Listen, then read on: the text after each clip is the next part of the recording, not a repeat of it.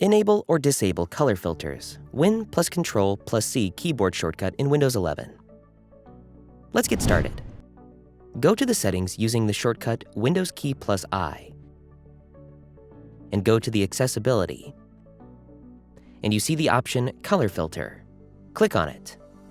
Now scroll down, and you will find the option Keyboard Shortcut for Color Filter, and the On and Off button. When you on these settings and use your keyboard and press all the keys together, Windows key plus Ctrl plus C, the color of my system is changed. When you press these buttons again, it will go back to the standard color as it was. You are free to choose this setting based on your requirement. I hope you learned a little more about Windows 11. Thanks for watching.